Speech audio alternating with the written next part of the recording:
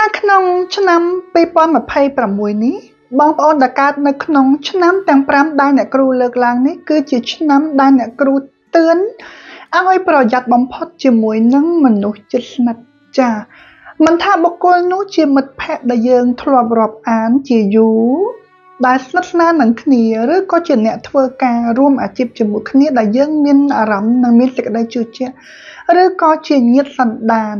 របស់យើងឬក៏ជាសាច់ថ្លៃរបស់យើងក៏ដោយដែលធ្លាប់មានភាពជិតស្និទ្ធជាមួយគ្នាសូមបងប្អូនដែលកើតនៅក្នុងឆ្នាំទាំង5នេះប្រយ័ត្នដោយសារនៅក្នុងឆ្នាំ2026បងប្អូនដែលកើតនៅក្នុងឆ្នាំទាំង5ដែលអ្នកគ្រូលើកឡើងនេះនឹងមានជើងលេខដែលប៉ះនៅគ្រោះជំលោះវិវាទឬក៏ប៉ះជាមួយនឹងជាពិសេសគឺមនុស្សស្រីតែម្ដងដែលមានចិត្តចង្អៀតមានចិត្តច្រណែនតែមាត់ពោលថាមិនអីទេចង់ឃើញយើងល្អចង់ឃើញ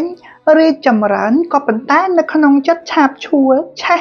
ដោយសេចក្តីច្រណែនឬស្ចារនឹងយើងចាំមើលឱកាសនៅក្នុងការជន់យើងចាំមើលឱកាសនៅក្នុងការផ្ដួលរលំយើងឬក៏ហែកហួរយើងពីមុខយើងផ្សេងឲ្យពីក្រោយយើងផ្សឹងបងប្អូនដែលកើតនៅក្នុងឆ្នាំទាំង5នេះទី1គឺអ្នកដែលកើតនៅក្នុងឆ្នាំជូតទី2អ្នកដែលកើតនៅក្នុងឆ្នាំរកាទី3អ្នកដែលកើតនៅក្នុងឆ្នាំវកទី4អ្នកដែលកើតនៅក្នុងឆ្នាំចទី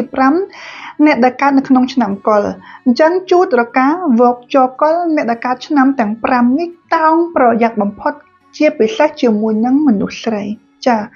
ប្រយ័ត្នដោយសារអីដោយសារតែក្នុងដួងជតារបស់បងប្អូនដែលកើតនៅក្នុងឆ្នាំទាំង5នេះនៅក្នុងឆ្នាំ2026នឹងមានលេខដែលគេនាំភ្លើងមកឲ្យនាំភ្លើងមកឲ្យដោយអ្នកគ្រូលើកឡើងពីដើមទីអញ្ចឹងសកម្មភាពទង្វើអ្វីដែលធ្វើគឺសម្ដែងជាមួយយើងទាំងអស់ក៏ប៉ុន្តែខាងក្នុងចិត្តវិញរងចាំតែថ្ងៃយើងដួលនឹងអានគេជន់តែលួចខាំលួចលាបពណ៌យើងពីក្រោយតែចំពោះមុខយើងវិញធ្វើជាល្អធ្វើជាគេហៅមានចិត្តគេសម្ដែងជាមនុស្សល្អនៅមុខយើងរហូតបងប្អូនចាំណាបើសិនជាបងប្អូនកើតនៅក្នុងឆ្នាំទាំង5ដែលអ្នកគ្រូលើកឡើងទាំងលើហើយបងប្អូនមានអារម្មណ៍មួយថានៅក្នុងឆ្នាំ2026នេះបងប្អូនហាក់ដូចជាមានអារម្មណ៍ឲ្យហេតុឬក៏ឲ្យជាយល់សប្តិឬក៏ការនឹកភ្នែកណាមួយដល់នារីម្នាក់ណាឬបរិសណាមួយពិសេសគឺនិមិត្តជានារីតែម្ដងឲ្យហេតុភ្លាមគឺបងប្អូនតោងសម្គាល់និងតោងប្រយ័ត្នភ្លាមពីព្រោះដួងជតារបស់បងប្អូនទាំង5ដែលខ្ញុំបានលើកឡើងមានឆ្នាំមួយចំនួនដែលមានដួងរាសីខ្ពស់អញ្ចឹងភាគច្រើនគឺអាចនឹងមានសញ្ញាណណាមួយឬអាការៈណាមួយដែលផ្លូវក្នុងឬអំពើល្អរបស់យើងឬបារមីថែរក្សារបស់យើងដាស់សតិយើងឲ្យប្រយ័ត្នប្រយែងអំពីបុគ្គលដែល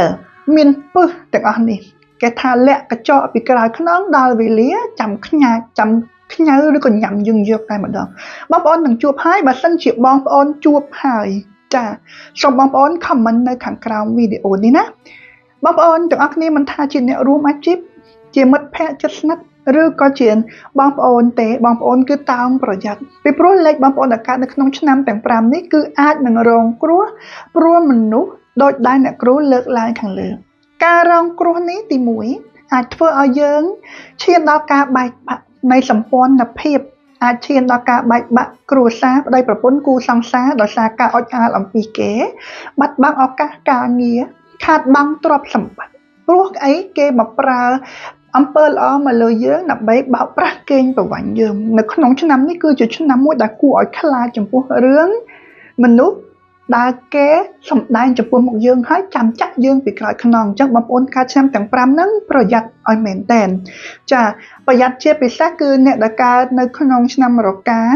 និងអ្នកដែលកើតនៅក្នុងឆ្នាំកុលពីរឆ្នាំហ្នឹងប្រយ័ត្នខ្លាំងជាងគេនៅក្នុងឆ្នាំ2026ព្រោះជើងលេខងាយនឹងជួបលើមនុស្សកេងប្រវ័ញ្ចនឹងចាំបោកប្រាស់នឹងចាំលៀបពណ៌យើងអូខេអញ្ចឹងសួរថាបើសិនជាយើងជួបមនុស្សអញ្ចឹងហើយយើងគួរធ្វើយ៉ាងម៉េចចម្លើយគឺបាត់បែនទៅតាមកលៈទេសៈព្រោះមានតែយើងប៉ុណ្ណោះដែលយើងអាចបាត់បែនទៅតាមកលៈទេសៈ មនុស្សណាដែលមិនល្អយើងគួរតែដកខ្លួនចេញរឿយចាចុះមួយទៀតបើសិនជាគេធ្វើអាក្រក់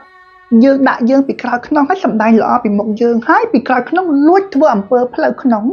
លួចធ្វើមន្តអាគមខ្មៅបិទយើងដើម្បីឲ្យមនុស្សជុំវិញខ្លួនយើងស្អប់យើងឲ្យរាសីយើងធ្លាក់ចុះ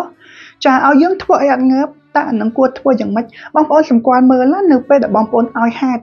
ជាអារម្មណ៍ជាការនឹកប្រភ្នួលឬក៏មានអារម្មណ៍ឲ្យហេតុសង្ស័យរឿងអ្វីមួយហើយរឿងនឹងអាចជារឿងពិតតែបងប្អូនចាំនេះជាអាការៈទឿនថាបងប្អូនកំពុងតែមានគេបៀតបៀនទាំងផ្លូវក្នុងនិងផ្លូវក្រៅហើយពិសេសគឺការធ្វើអំពើផ្លូវក្នុងអញ្ចឹងបានជាអ្នកគ្រូតែងតែលើកទឹកចិត្តឲ្យសិស្សអ្នកគ្រូទាំងអស់ឬក៏បងប្អូនគ្រប់រូបកុំភ្លេចនៅក្នុងការការពារខ្លួនចាការការពារខ្លួនបងប្អូនពាក់ខ្សែដៃពីសៀវ5ធាតុឬក៏ជាយ័ន្តព្រះអង្គវេស្សវណ្ណឬក៏ព្រះអង្គកណេសដាក់តាមទូរស័ព្ទដូចអ្នកគ្រូក៏បានដែរជាការការពារខ្លួនបានយ៉ាងល្អហើយសិស្សគុណអ្នកគ្រូទាំងអស់ដែលមានខ្សែដៃរបស់អ្នកគ្រូមានយ័ន្តរបស់អ្នកគ្រូឬក៏មានវត្ថុមង្គលរបស់អ្នកគ្រូដូចជាសត្វទេពក្តីបងប្អូនអាចយកមកដាស់បានចាដើម្បីប្រសិទ្ធិឲ្យកាន់តែមានកម្លាំងខ្លាំងនិងជួយបងប្អូនឲ្យកាន់តែផុតពីគ្រោះនិងផុតអំពីការបៀតបៀននៃមនុស្សទាំងពួងបងប្អូនយើងមើលចិត្តគេអត់ដឹងទេណាពេលខ្លះគេល្អជាមួយយើងនឹងមកតែក្រោយខ្នងលួចធ្វើអំពើយើងពីក្រោយខ្នងយ៉ាងសាហាវអាហ្នឹងជារឿងមួយដែលគួរឲ្យប្រយ័ត្នមែនទែនហើយបងប្អូនណាដែលធ្លាប់ជួបហេតុភេទអញ្ចឹងគឺទីបំផុតអ្នកដែលចិត្តស្និទ្ធនឹងយើងនឹងឯងជាអ្នកធ្វើអំពើឲ្យយើងរលំរលាយបរាជ័យនៅក្នុងជីវិត comment នៅក្នុងវីដេអូរបស់អ្នកគ្រូណាដើម្បីចែករំលែកបទពិសោធន៍ឲ្យមិត្តភ័ក្តិយើងផ្សេងទៀតបានដឹងអញ្ចឹងចំពោះបងប្អូនទាំងអស់គ្នាដែលសង្ស័យថាយើងចាប់ផ្ដើមសើយរឿយតាំងពីវេលាដែលយើងមានអារម្មណ៍ថាយើងនឹកភ្នែកឬក៏សង្ស័យថាអ្នកណាមួយធ្វើយើងបងប្អូនអាចចាជាវត្ថុមង្គលដាក់តាមខ្លួនឬក៏បងប្អូនចង់ដឹងច្បាស់បងប្អូនអាចតាក់ទងមកអ្នកគ្រូដើម្បីចាត់ចង់ទស្សន៍ទាយមើលឲ្យដឹងថាយើងត្រូវអំពើគេឬមួយយ៉ាងណាឬក៏បងប្អូនចង់រកវិធីនៅក្នុងការដោះអំពើការបាក់មុខលើករាសីបងប្អូនអាចតាក់ទងមកអ្នកគ្រូដោយផ្ទាល់បានអាចអញ្ជើញមកម្ដុំបូរីសម្បូរមីចំការដូងផ្ទះលេខ 4F ឬក៏បងប្អូនតាក់ទងតាមលេខ Telegram 069 61 51 59ឬក៏ឆាតចូលFacebook អ្នកគ្រូ B Pingli ណាឈ្មោះ B Pingli ឬក៏ឆាតចូល Page ក៏បានដែរអ្នកគ្រូស្វាគមន៍បងប្អូនគ្រប់គ្នាជានិច្ចណាចាចំពោះបងប្អូនដែលចង់ជាវត្ថុមង្គលជាស័ព្ទប្រចាំឆ្នាំទាំង12ដើម្បីកែឆុងឬក៏ជាខ្សែដៃ5ធាតុដោយអ្នកគ្រូកំពុងតែពាក់នេះឬក៏ចង់ជាយ័ន្តផ្សេងបងប្អូនអាចតាក់ទងមកអ្នកគ្រូតាមរយៈ Telegram លេខ069 61 51 59ឬក៏ឆាតមកចូល account Facebook អ្នកគ្រូផ្ទាល់ក៏បានដែរ account ឈ្មោះ B Pingli